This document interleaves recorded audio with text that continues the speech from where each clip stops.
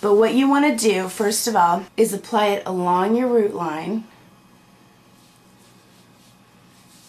And I've done this so much that I can practically do it without seeing. But I do want to be careful. So you just want to get it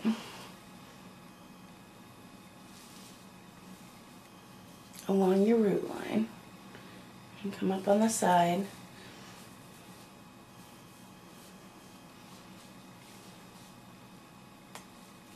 You really do want to color that front first, because that's what you see, that's what everybody else sees, and if you are gray, you're going to want that color to remain on those grays for as long as possible, and you do have to time this.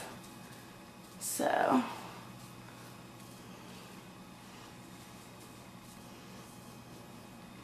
and I normally go right around my ear.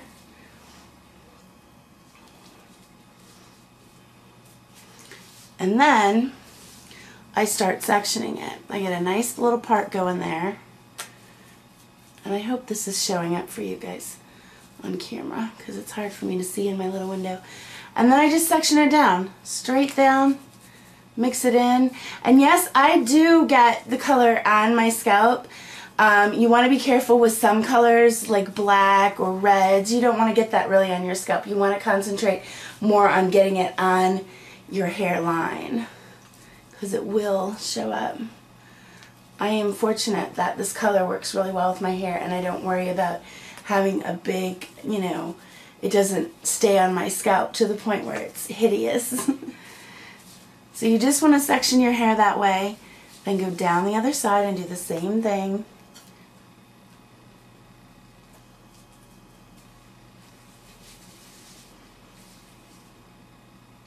Some of you might be thinking, is there anything she won't do on camera?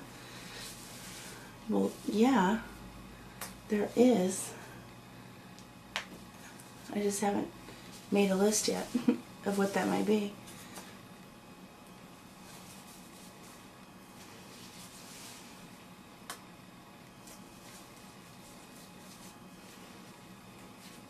Okay, now, because I've done this multiple times and I can't see the back of my head, I kind of, I'm funny about how I do my back and the back of my sides. So I kind of just go here,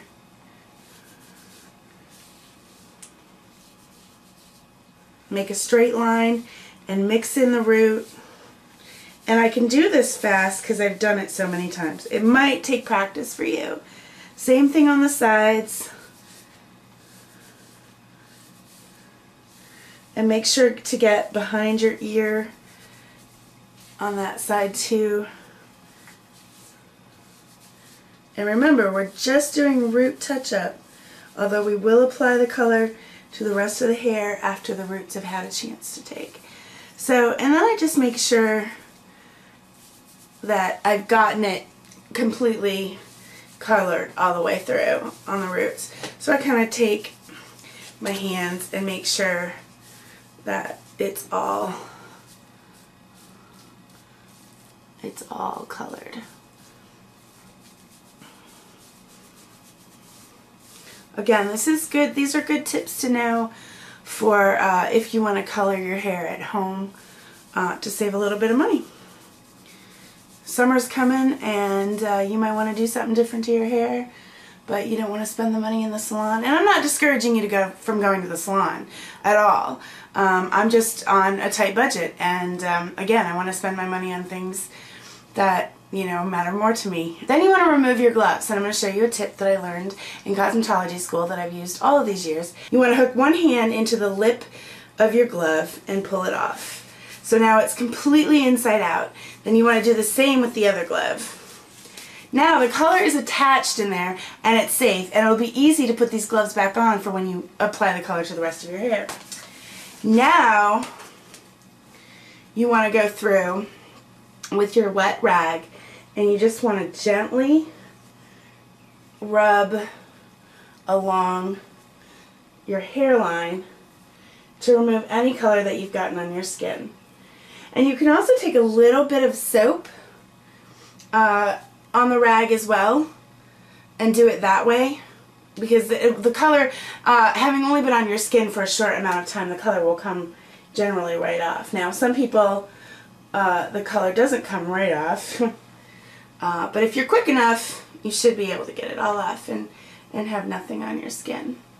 You also want to go along your ears and up the back of your ears and just get it off, because you don't want to have colored ears either.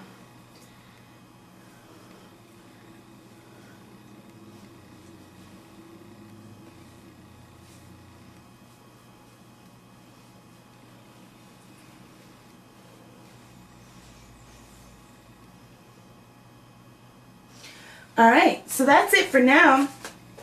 The instructions say now that we time it. So leave the color on your hair for 20 minutes or 5 minutes less than the time indicated on your strand test. I did not perform a strand test on my hair because I do use this color often.